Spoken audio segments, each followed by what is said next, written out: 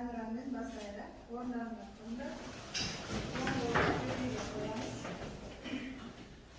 Алтын аспаны, алтын даласы, елдің астана, еліме қарашы. Елдіген даңқымыз шықты ғой, намысын бермеген қазағым мықты ғой. Менің елім, гүлім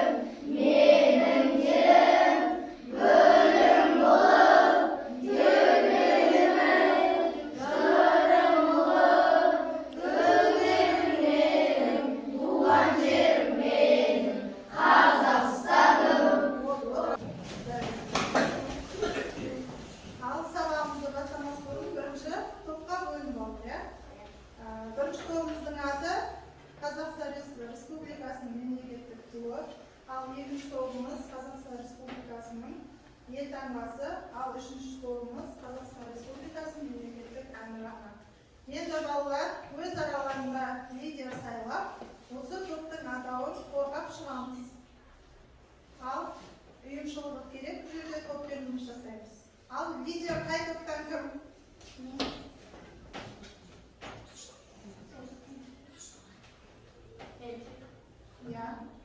Енді отырамыз жарысында. Енді әр топ өзінің тобының атауын қорғап шығады. Мысалы, ту тобынан Назерке лидер болды. Назерке ту туралы не айта аласың? Оның туралы. Ол көк түсті. Оның ортасында алтын түсті күн бейнесі бар. Оның астында қыран бүркіт бар. Тудың шетінде оюлар, қазақ ұлтының оюлары бар.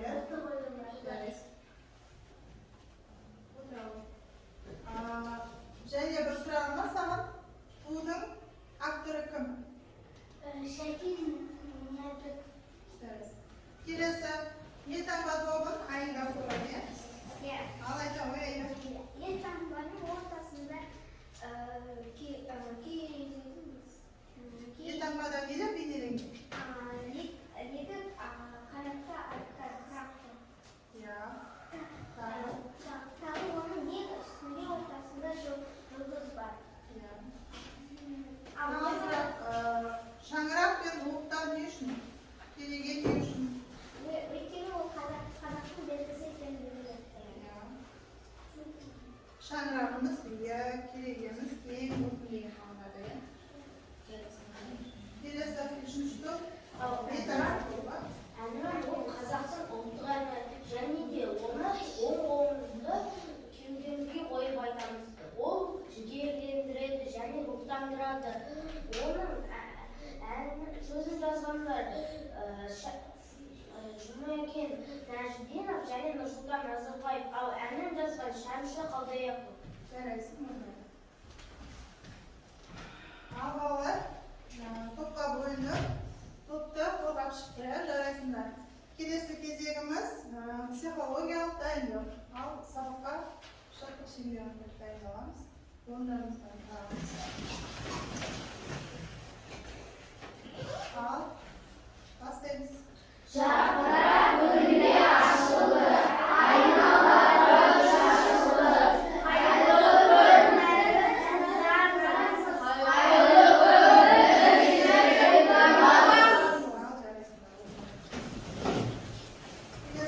Өткен сабақта қандай тақырыпты өттік?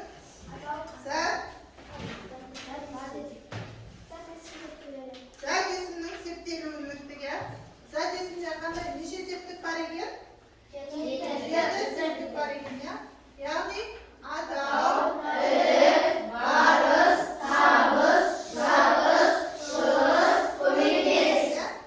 Енді осы келесі өткен тақырыпқа байланысты мен сіздерден сұрақ дайындап келдім. Шардың ішінде ойын арқылы өткіземіз. Ойынның шарты шарды жарып, ішіндегі сұраққа жауап беру. Мен әр топтан, екі топтан үш оқушы, мына топтан екі оқушы шығарамын қазір. Шарды жарып, ішіндегі сұраққа жауабы дайын адам шетіне жауап береді.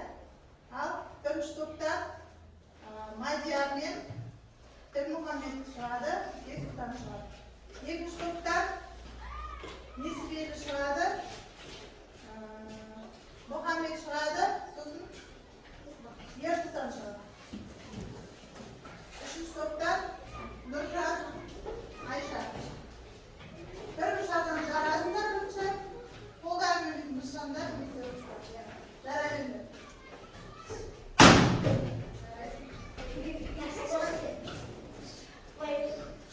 Sırağa dayılar,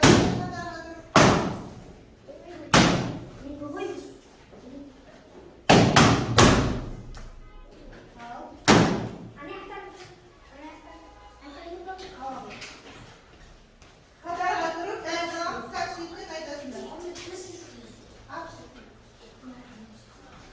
Kadarla duran.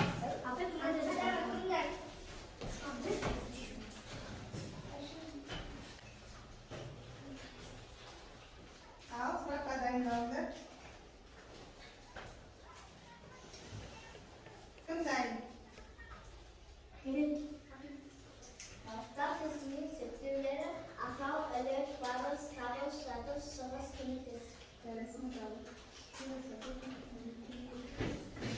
Ерасым бар. Ешқандай сұрағыңыз бар ма? Бұл осы отырған оқушылардың арасынан бір қыз тұрып, немесе жігіт тұрып, қызықты бір сұрақ қойса, дайындап отырыңдар қазір. Келесі Мұхамед сұрағын оқысайын. Көмектес септіктің сұрақтары. Көмектес септік кімнен, немен деген сұрақтарына жауап береді. Ал Немен деген сұрақтар? мен деген сұрақтарына жауап береді. Келесі Ділмұхамед кел. Әміне мектепке барды. Баяндауышты бар. Нина мектепке барды. Баяндауыш қайсы? Мектепке барды. Барды, иә. Айша. Септіктің сұрақтары кімнің, немен. Дұрыс. Айша. Сен еңбекқор жәндік. Құмысқа. Дұрыс.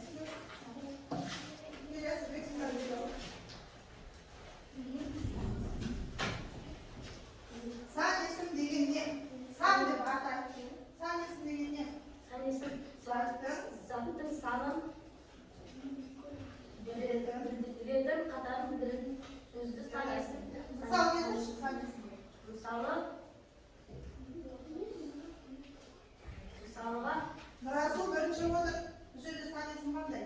санесін бір. Бірінші.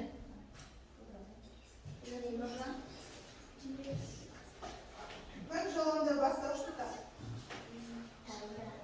Күн жолында деген сөйлемде бастауыш күн, иә? Оған қандай сұрақ қоясың? Кімге? Кім дейміз ба, не дейміз ба?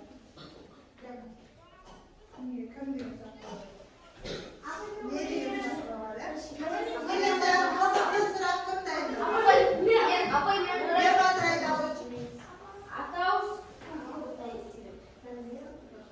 Балалар, тағы қайталаймын. Сабаққа қатысты емес, бір қызықты сұрақ қойыңдар. Кім қояды? Қуаныш, қызықты сұрақ қойшы. Мұрат, Ерасылға. Жауап қоя ғой, Қуаныш. Аида. Эверест деген тау кішкентай ма или үлкен бе? Дұрыс па? Келесі балалар отыра қойыңдар. Өткен сабағымызды қайталап иә?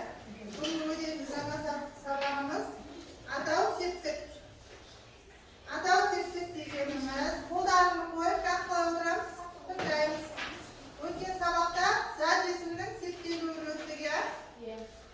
Неше септік бар екен? 7 септік бар екен. Енді бүгін бірінші септігін өтеміз, яғни атау септігі. Атау септігі кім, не, кімдер, нелер деген сұрақтарға жауап береді. Мысалы, мынау не? Қалауға. Демек, қандай септік? Атау септік. Оқушы. Сұрақ қандай? Кімдер? Оқушылар. Не? Кітап.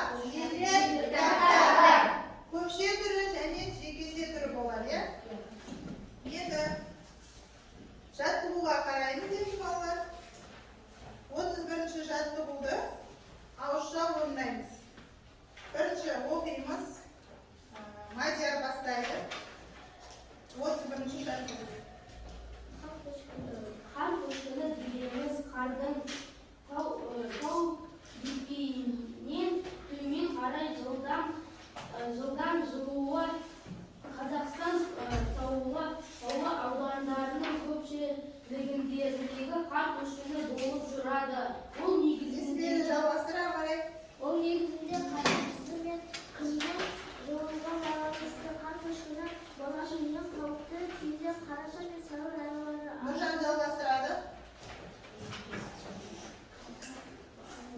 Ал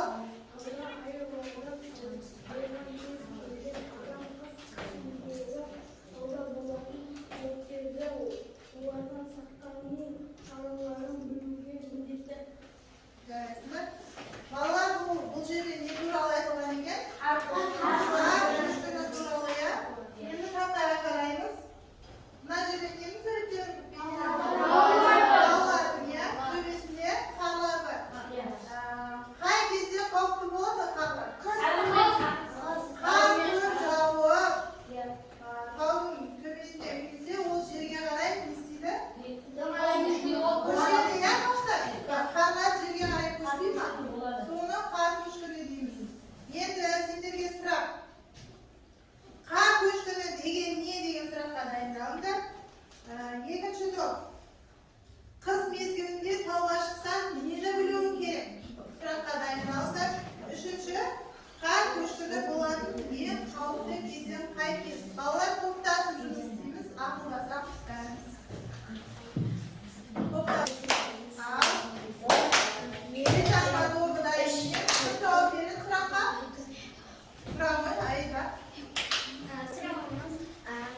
Тауға барғанда нені білу керек? Тауға барғанда сен ережелерді біліп абай болуың керек. Ол жерде қар көшкіні болса не істеу керегі туралы бір адамнан сұраймыз. Қар көшкініне дайындалып барыңыздар, қауіпсіздік ережелерін бәрін сақтап. Жарайсыңдар. Келесі екі, қай топ дайын? Екі топ. Ал, Мұхаммед. Қар көшкіні ол қараша мен сәуір айларында. Келесі, бұл тобы дайынсыздар ма? Қар көшкіні дегеніміз қардың таудан жерге түсуін айтамыз. Ол қандай жағдайда түседі? Ол қараша мен сәуір. Неге түседі ол? Не атауымыз өтірі? Өйткені ол тау жаңғырық мысалы солардың кесірінен түседі. Қаз? Тағы жер сіңіреді. Жерге қарай сіңіреді. Келесі дәптермен жұмыс жасаймыз балалар. 32-ші жаттығуға қараңдар. Өлеңді көшіріп жазамыз. Бір шумағын. Өлеңнің бір шумағын көшіріп жазамыз барлығымыз. Дәптерге бүгінгі күнді жазып 32-ші жаттығу деп жазыңдар.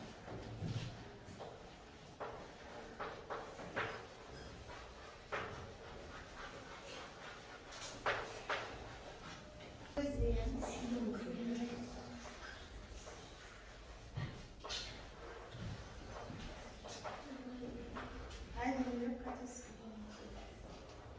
Aspaya yapacağız.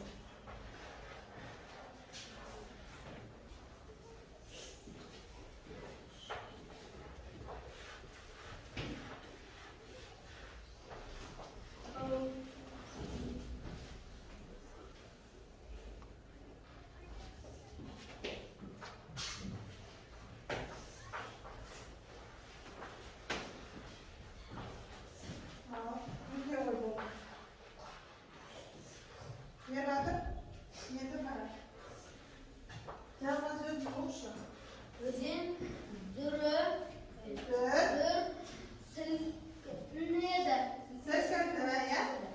Енді бұл жерде атау кептікті тауып берші.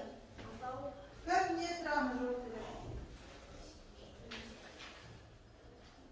Атау кептікті.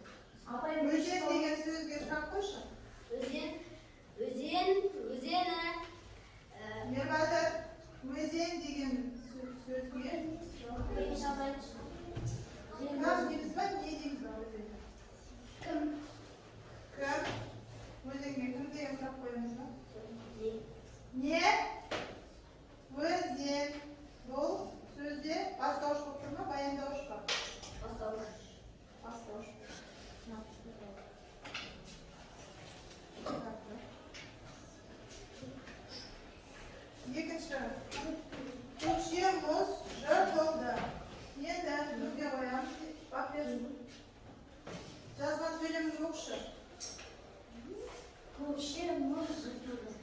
Endi bu yerda atov sepkini topib berishmi?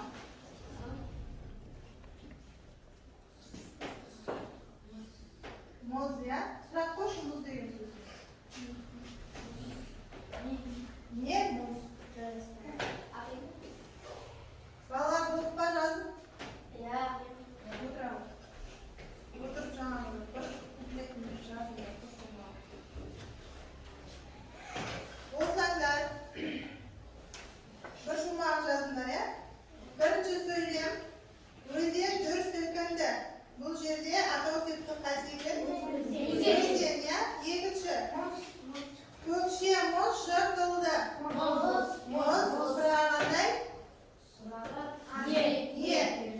Demdi arna kengaydi. Yo'q, bu yerda atov septi yo'q. Alt to'rtinchi qo'zg'aldi, sen yendi.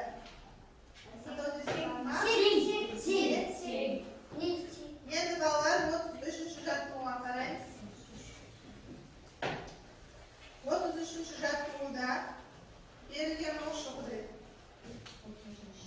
Төмендегі сөзде бастауыш олатында етіп, әрқайсысымен сөйлем құрап жаз. Тоқтар келген ғой. Қазақстан сөзін аламыз. 33-чи жадвал дейміз. Балалар болсаңдар. Ана жадвалды өзгерткіш. 33-чи жадвал. Тақтан өшірді.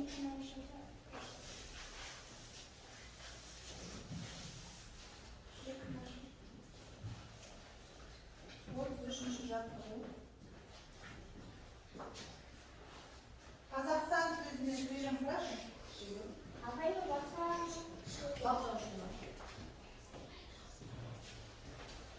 Бастауыш болатын да етіп Қазақстан сөзіне сөйлем құрашы.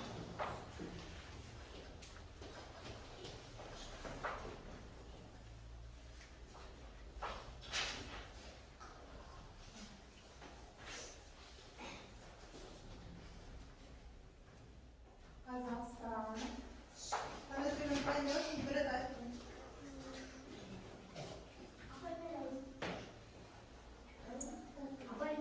Қазақстан. Кім көмектеседі?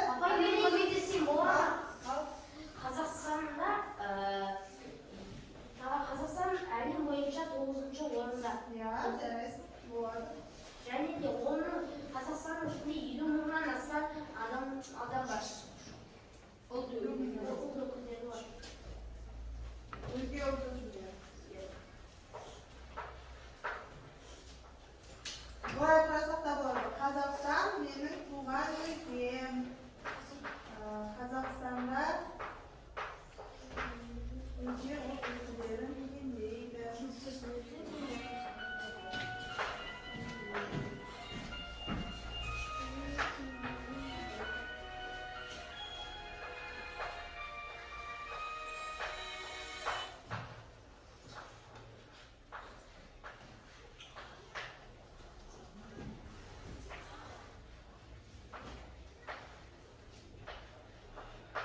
Қазақстанда 50 мыңнан астам өзге ұлт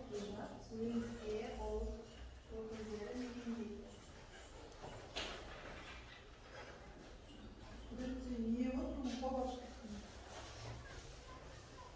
Балалар орнына отырып жазып жатсыңдар ма?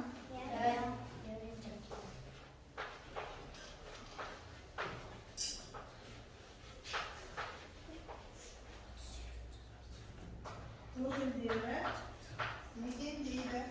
Екінші сөзге тау деген сөзге мадияр дайындалып отыр.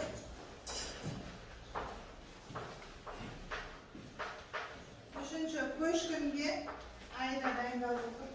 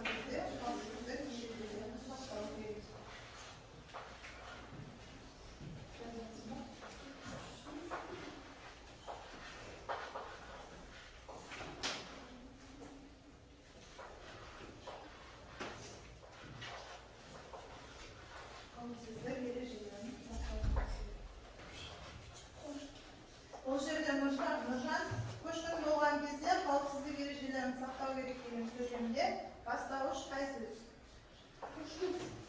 Көшкін.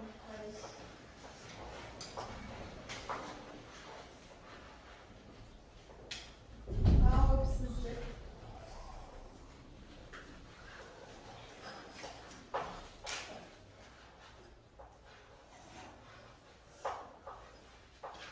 Ережелерін сақтау керек. Балалар жазып отырамыз. Жазып қойыңыз.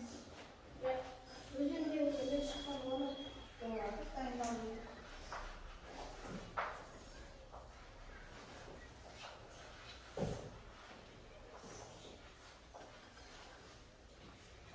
Сақтау керек.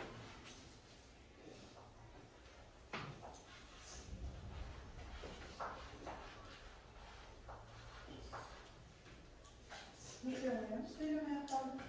Балалар, қатемен жұмыс жасайықшы. Қай жерде қате бар екенін кім айтады? Шығып кетпейміз. Қолдарын бүргесей, абай. қауып деген кезде абай қауып деген кезде а емес ы болады.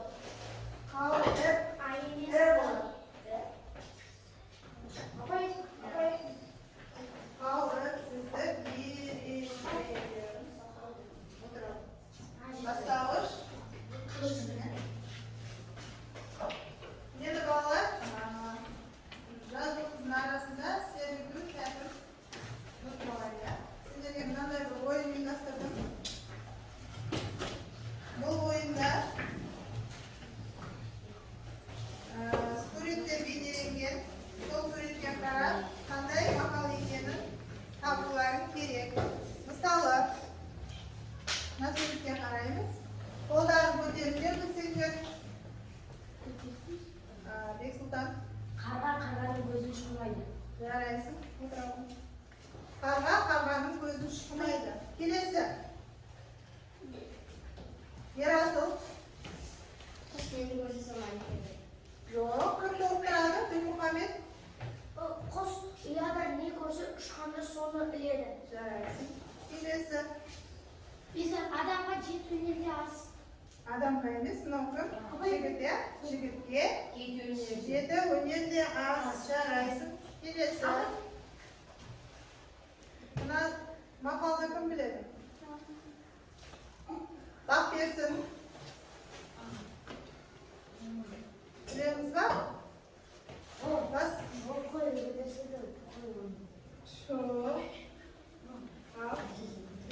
қой семіздікті көтереді. Семіздікті қой көтереді.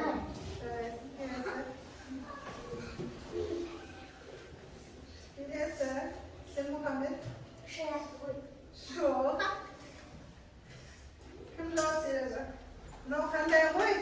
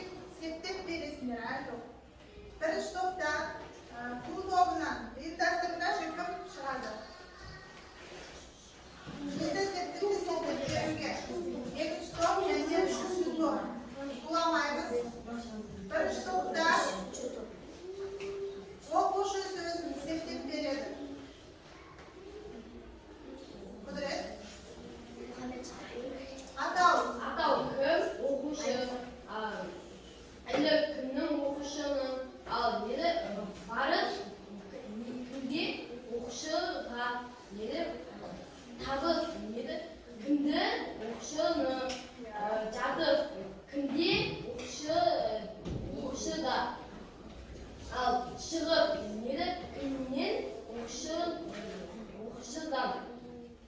көмектес неді кіммен оқшымен Келесі. Ертең тобынан Аида. Мұғалім деген сөзді септірсіз.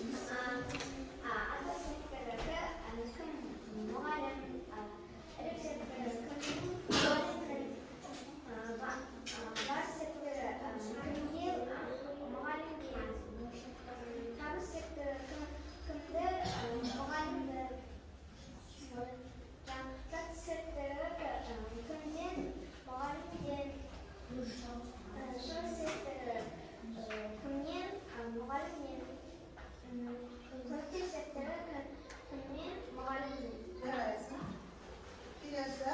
Ана сөзін септейді. Нұрғана сал септейді.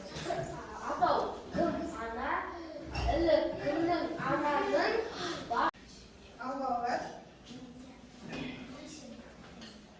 Сабақтан не түсінгеніміз бар қайталады, иә? Енді қолдарында кішкентай карточкалар бар. Алдарында. Маған бәрі түсінікті, маған әлі де түсініксіз, және мен ештеңе түсінбедім деген. Кім қалай ой түйді? Көтеріңдерші карточканы, содан білесіз. Маған бәрі де түсінікті. Нұржан, Қуаныш еш нәрсе түсінбепті. Қуаныш тұра ғой. Келіп қасыма. Карточканы алып кел.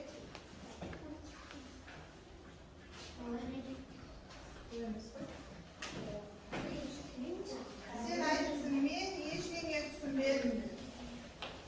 Мына жерге тұр. Бүгінгі өткен сабағымыз қандай сабақ? Оқушыларға атау септігі, иә? Сұрақтары қандай екен? Иә. Бір сөз ойлап тапшы енді, атау септігі де.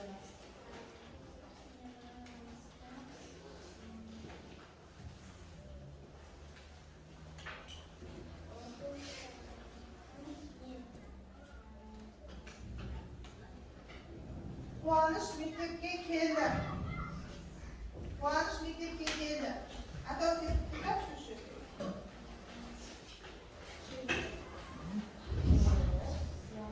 Қуаныш мектепке келді. Мысалы сен қуанышсың, иә? Саған кім деп сұрақ қоямыз ба, не дейміз ба? Кім? Өйткені ол жанға жүретін адам, иә? Қуаныш сол үшін кім деген сұрақ қоямыз. Мектеп деген ше. Мектепке қандай сұрақ